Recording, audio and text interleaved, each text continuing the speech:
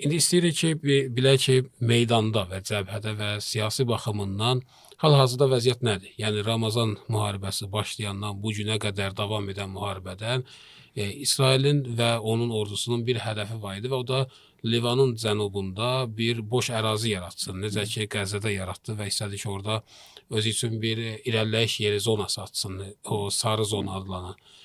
Bu işi bacarıbmı bura qədər yoxsa yox və bu işində nə qədər və bu iddiasında nə qədər başarılı olub? كما تعلمون أستاذ محمد. Bildiğiniz kimi Ustad Məhəmməd, bu əməliyyat Əsful Məqul adlandırıldı və bu, Qurani bir ifadədir. Nüqmət düşməni təəccübləndirdikdən sonra onun canlı qüvvəsinə, texnikasına və resurslarına mümkün olan ən böyük zərbəni vurmaq üçün plan qurmuşdu. Həmçinin düşmənin əvvəlcədən elan etdiyi məqsədləri puça çıxarmağı hədəfləmişdi. Hamımız bilirik ki, düşmənin məqsədlərinin iflasa uğraması özü-özlüyündə bir qələbədir. Nüqmət mənim düşüncəmdə müəyyən bir coğrafiyaya, kör-körənə bağlanan bir qüvvə deyil ki, hər şeyi yalnız onu qorumaq üçün fəda etsin. Əksinə, strategiyalarda mən hərbi ekspert deyiləm, sadəcə müşahidəçi kimi deyirəm. Düşmən nə qədər içəri girib yayılsa, onu hədəfə almaq imkanları da bir o qədər artır. Nüqmət qərar verdi ki, əvvəlki mərhələyə qayıtmayacaq. Yəni atəşkəs dövründə Nüqmət razılaşmaya əməl etdiyi halda İsrail əməl etmirdi. İnsanları öldürür, evləri dağıdır, bombardman edirdi. Buna görə də Nüqmət dedi ki, artıq əvvəlki kimi olmayacaq. Düşmən zərbə vurarsa, biz də cavab verəcəyik və nəticədə də belə oldu. Bəziləri gözləyirdi və elə düşünürdü ki, Nüqmət əvvəlki mərhələyə qayıdacaq. Yəni İsrail hərəkət azadlığı və təhdidi aradan qaldırmaq adı ilə yenə bombardman edəcək, zərbələr endirəcək və qarşı tərəf susacaq. Amma bu, düşmən və bəzi Livan dairələri üçün ikinci böyük sürpriz oldu. Çünki Nüqmət qərar vermişdi ki, artıq hər hücuma cavab veriləcək. İstər mülki insanların öldürülməsi olsun, istər müqavimətçilərin hədəfə alınması, istər evlərin partladılması və ya hava zərbələri. Həqiqətən də müqavimət elə döyüş səhnələri və əməliyyatlar ortaya qoydu ki, dünya heyrətə gəldi. Düşmənə çox ağır və ağrılı zərbələr endirildi. Təbii ki, düşmənin strategiyası belə idi. Əvvəlki mərhələdə istədiyini ala bilmədiyi üçün, bu dəfə minlərlə hərbçini və çoxlu hərbi birlikləri bölgəyə yığıb irəliləmək istəyirdi. Amma müqavimət hazırlığını əvvəlcədən görmüşdü. İsrail ordusu təəccüblə gördü ki, müqavimətçilər Cənubi Livanda, xüsusilə Litani çayının cənubunda sərbəst hərəkət edə bilirlər. Müqavimətçilər Bint Cübeyl, Kfarkela, Taibə və sərhəd kəndlərindən ortaya çıxaraq böyük qəhrəmanlıqlar göstərdilər və düşmənə çox ağır itkilər verdilər. Hamımız bilirik ki, İsrail itkilərini gizlədir. Çünki İsrail cəmiyyəti insan itkisini qəbul edə bilmir. Ola bilsin texnika itkisinə dözsünlər, amma insan itkisinə dözə bilmirlər. Düşmən hər dəfə irəliləyəndə puskularla qarşılaşırdı, raket salvo zərbələri ilə vurulurdu. Hətta birbaşa üzbəüz döyüşlər baş verirdi. Müqavimətçilər müxtəlif nöqtələrdən ortaya çıxırdılar və bu vəziyyət İsrail əskərlərində ciddi psixoloji sarsıntı və qorxu yaradırdı. Müqavimət üçün əsələ müəyyən bir məkanı müqəddəsləşdirmək deyildi. Əksinə, düşmən hansı bölgəyə daxil olurdusa, orada onu məhv etmək imkanları artırdı. Məsələn, Bint Cübeyldə bir evdən idarə olunan raket atılırdı. Başqa bir nöqtədə tank kornet raketi ilə vurulurdu. Müqavimətçilərin bu heyrətamiz performansı düşməni şoka saldı. Onların irəliləyişini yavaşlatdı və tez bir zamanda təhlükəsizlik zolağı yaradacağıq planını pozdu. Hamı gördü ki, İsrail rəhbərliyinin təhlükəsizlik və rahatlıq vədi verdiyi şimal bölgələrinin sakinləri faktiki olaraq köç etməyə məcbur oldular. Hətta bu açıq şəkildə elan edilməsə də. Beləliklə, mülki insanları öldürmək siyasəti İsrailin şimalında təhlükəsizlik böhranı və əhalinin köçü ilə cavablandırıldı. Məhz buna görə də son atəşkəsdən əvvəl raket zərbələri Təl-Əvivə, Hayfaya və digər bölgələrə qədər çatdı. Biz görürdük ki, şimal bölgəsinin sakinləri, yəni məskunlaşanlar, qışqıraraq siyasi və hərbi rəhbərlikdən soruşurdular. Bəs bizə vəd etdiyiniz təhlükəsizlik haradadır? Siz demirdiniz ki, Hizbullah bitib, müqavimət məhv olub. Bəs indi niyə əvvəlki müharibələrdə görmədiyimiz şeyləri görürük? Beləliklə, yeni bir balans formalaşdı. Mülki insanlara hücum edilərsə, bunun qarşılığında şimaldakı məskunlaşanların təhlükəsizliyi də hədəfə çevriləcək. Necə ki, Kiryat Şmona və sərhədə yaxın digər yaşayış məntəqələri haqqında eşidirdiniz. Hətta Beyrut və Dahiyə vurulanda belə, müqavimət Hayfaya hətta Təl-Əvivə qədər cavab zərbələri endirirdi. Bu nöqtəni anladıqda görürük ki, bu da düşmənin planlarının yeni bir uğursuzluğu idi. Bugün, hökuməti tamamilə məhv edəcəyik deyən düşmən artıq sadəcə belə danışır. Onları Litani çayının cənubundan uzaqlaşdırmaq istəyirik. Müəyyən təhlükəsizlik tədbirləri görmək istəyirik. Dövlət və danışıqlar vasitəsilə məsələləri həll etmək istəyirik. Bu isə həqiqi qələbə meyarlarına görə böyük qələbədir. Çünki sən hücuma məruz qalan tərəf olduğun halda düşmənin planlarını iflasa uğradırsansa, əslində qalib sənsən. Bunlar Livandakı müqavimətin həyata keçirdiyi sürprizlərdən biri idi və bugün artıq onların nəticələrini ekranlarda görürük. Düşmən çox şeyi gizlədir, amma kamera hər şeyi ortaya çıxarır. Həmin pilotsuz aparatın gedib o əskəri vurduğunu, yaxud digər texnikanı hədəf aldığını artıq hamı görür. Hamı bilir ki, şəhid lider Seyid Allah deyirdi, sizin tanklarınız qalmayacaq. O həmçinin deyirdi, bizim peşəkar nişançılarımız var. Bugün həmin nişançıların və döyüşçülərin təsirini açıq şəkildə görürük.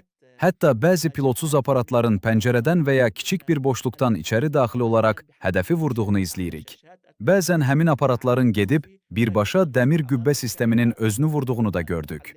Halbuki həmin sistem hava hücumlarından qoruma üçün nəzərdə tutulmuşdu. Artıq düşmən böyük qüvvələri bir nöqtədə toplamağa da çəkinir.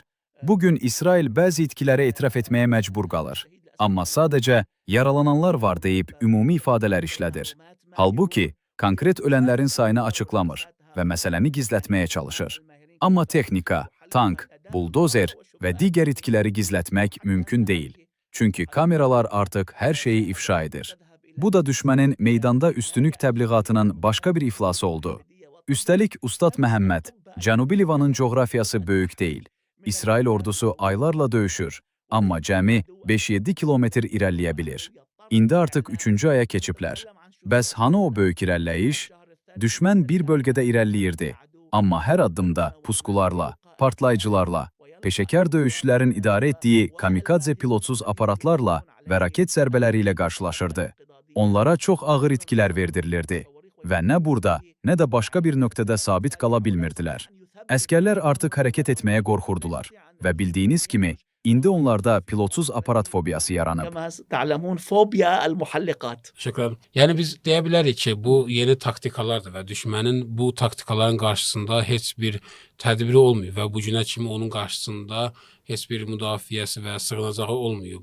Yəni məsəl üçün biz şahid oluruq ki, Livanın cənubunda Ben Tubel şəhərinə daxil olurlar və müqavimətdən heç kəs orada onların qarşısını almır və şəhərdə heç kim yoxdur ki, onlarla vuruşsun. Yəni deyə bilərik ki, bunları içəri daxil olmağa şərait yaradırlar ki, bunları daha çox kəminlərə və puskulara qoysunlar və daha çox onlardan itki ala bilsinlər. كما تعلمون أستاذ محمد في عام 2000 Bildiyiniz kimi Ustad Məhəmməd, 2006-cı ildəki 33 günlük müharibədə, yəni Təmmuz savaşında ilk böyük sürpriz dənizdə SAR hərbi gəmisinin vurulması oldu. İkinci böyük sürpriz isə Kornet raketi idi. Bu raket Merkava tankının məğlub edilməz obrazını dağıtdı. Məşhur Həccar vadisində tanklara qarşı böyük bir məhv əməliyyatı həyata keçirildi və buna tank qətliamı deyildi. Kornet raketləri İsrail tanklarını sıradan çıxardı və nəticədə müharibənin tez bitməsi üçün Amerikalı vasitəçilər sürətlə razılaşma əldə etməyə çalışdılar. Sonradan buna 1701 razılaşması adı verildi. Çünki tank vurulub, içindəkilərlə birlikdə yanırdısa, düşmən necə irəliləyə bilərdi? Deməli, tank belə vurulursa, digər zirehli maşınların və hamerlərin vurulması daha da asan idi. Bugün isə yeni sürpriz kamikadze pilotsuz aparatlarıdır. Bunlar kamera ilə təchiz olunmuş, inkişaf etdirilmiş və ucuz başa gələn sistemlərdir. Müxtəlif yollarla əldə edilə bilir və az miqdarda partlayıcı daşısalar belə çox effektivdilər. Ən vacibi isə budur ki, bunlar optik lif kabeli ilə idarə olunur. Bugün artıq hamı bunu görür. İsrail ordusu kimi klassik nizami ordu isə bu problemə həll tapa bilmir. Çünki bu aparatları radioelektron mübarizə ilə sıradan çıxarmaq mümkün deyil. Onlar optik lif vasitəsilə idarə olunur və nisbətən uzaq məsafədən buraxılır. Bu vəziyyət İsrail daxilində də böyük qarışıqlıq, ruh düşkünlüyü və psixoloji sarsıntı yaradıb.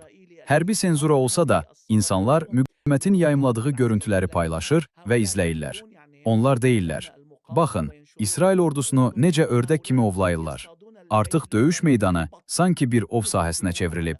Əgər İsrailin şimalı qorumaq üçün təhlükəsizlik zonası yaradacaq planı varsa, amma əskər özünü belə qoruya bilmirsə, o zaman şimal sakinlərini necə qoruyacaq? Bu, İsrailin Cənubi Livanı şimalın təhlükəsizliyi adı ilə işğal etmək planına vurulan çox böyük zərbə oldu. Müqavimətin tətbiq etdiyi bu yeni taktika artıq beynəlxalq müzakirə mövzusuna çevrilib. Bəzi tərəflər Ukrayna təcrübəsindən istifadə etməyə çalışsalar da, bütün bunlar bu yeni təhlükə qarşısında nəticəsiz qaldı. Hətta İsrail əskərləri bəzən torlar qurmağa, bəzən müşahidə cihazları yerləşdirməyə çalışırdılar. Bəziləri isə sadəcə gözünü göyə dikib aparatın gəlməsinə gözləyirdi. Halbuki həmin pilotsuz aparat səssiz şəkildə yaxınlaşır və bir neçə saniyə ərzində hədəfə çırpılır. Hamımızın izlədiyi bu yeni taktika həqiqətən də böyük bir hərbi yenilik və yaradıcılıq nümunəsi idi.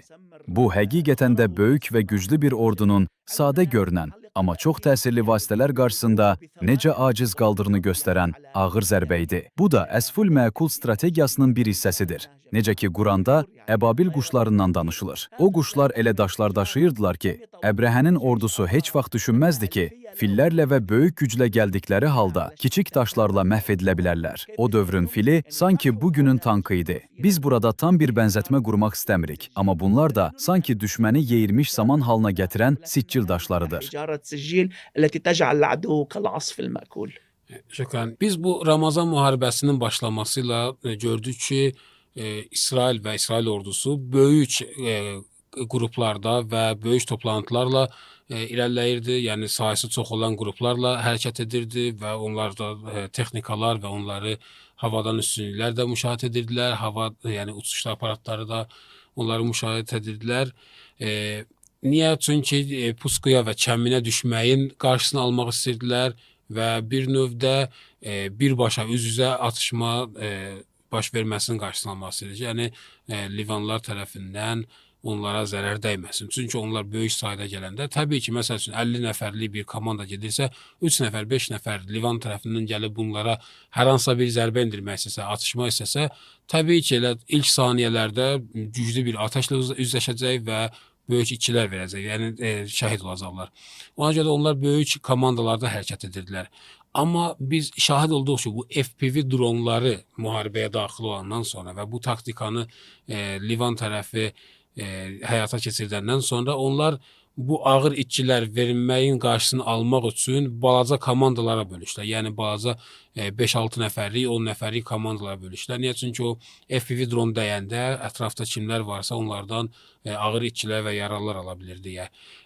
Bu nəyə səbəb olur? Yəni, bu Livan tərəfindən döyüşən haqsevərlər üçün bir üstünlük sayılır, yoxsa ziyan sayılır? Yəni, onlar az sayda gedirlərsə daha çox puskuya düşə bilərlər. Bu yaxşı bir şeydir və ya o dronların effektini azaldan bir taktikadır.